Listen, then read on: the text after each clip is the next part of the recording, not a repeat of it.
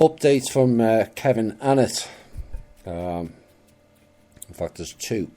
Vatican sources disclosed that a trio of senior cardinals has ousted Pope Francis this week from his position as Supreme Pontiff.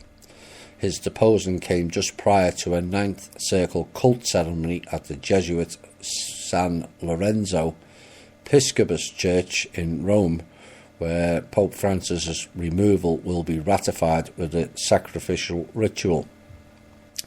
The new ruling triumvirate will consist of the Vatican Secretary Pietro Parolin, Cardinal Mark Ouellet of Canada, and Cardinal Gerhard Müller of Germany. Anyone else getting sick of the name Müller? Are they going to roll out Mr. Ratzinger, the SS guy again? Francis will retain his public position for now, but will have no authority or voice within the Curia or the so-called Holy See. He didn't have one previously, if the truth be known. That's all the grey and black Pope.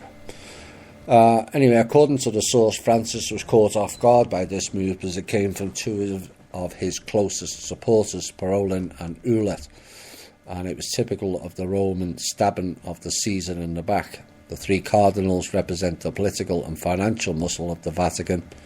Parolin, obviously, as Secretary of State, Ouellet as the head of the Congregation of Bishops, and Müller, head of all doctrine in the Vatican Bank.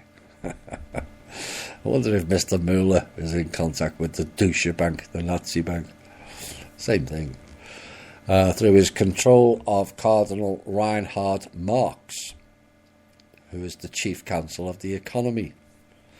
Marxist. All three cardinals also figure prominently within the secret Ninth Circle sacrificial cult, particularly Mark Ouellet, who presided at a circle coven in Montreal on December the 21st. The Ninth Circle, a child sacrificial cult established by the Jesuits in the 16th century, will be holding a special ceremony at midnight this weekend, it was last weekend now, to sanctify the new papal regime with the ritual killing of a child. Doesn't it make you proud to be a Catholic? Oh dear. The three ruling cardinals will likely be at the ceremony. In response, a European nation, probably Spain, has lodged a diplomatic message of concern to Cardinal Parolin's office concerning the impending Ninth Circle ceremony and has asked Italian police to investigate. The ITCCS has dispatched a team of special sheriffs to attempt to disrupt the ceremony, as they did successfully at the Marie-Reine du Monde Cathedral in Montreal in the fall of 2016. If you believe the official media accounts, Pope Francis spent the last several days in Rome conferring with a group of cardinals and then all of his bishops about child abuse in the Catholic Church, which is correct. He's cleaning house, as we warned 3 or 4 months ago. One hopes, whilst Pope Francis may or not been involved with child sacrifice or sexual behaviour, if he is cleaning a house, that this doesn't disrupt it, because that's exactly what they would want.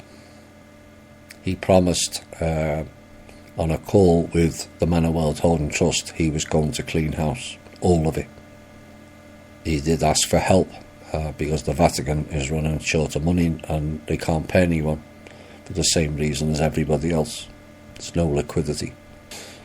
In truth, the event was a cover story designed to camouflage a palace coup at the Vatican, operating behind the smokescreen of a widely publicised conference. 3 senior cardinals assumed the reins of power from Francis last Friday, February the 22nd, in a repetition of the fate of his predecessor, Pope Benedict Ratzinger, who was forced to resign from office on February the 11th, 2013. As with Benedict, Francis was deposed just prior to the regular February 23-24 conclave of the elite Ninth Circle sacrificial cult, just a block from the Vatican City. But unlike 6 years ago, the Ninth Circle never held its grisly ceremony this past weekend thanks to a diplomatic protest and a crowd of angry demonstrators outside.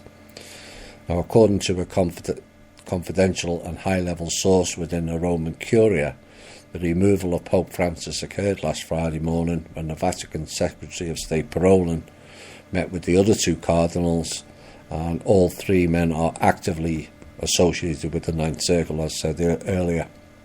So Mr. Ouellet informed Francis that he had lost the confidence of both the bishops and the College of Cardinals, and the Secretary of State Parolin followed by stating that henceforth he, Ouellet and Muller would operate as interim co-adjutators of the Holy See and the papacy, thereby removing Francis from office.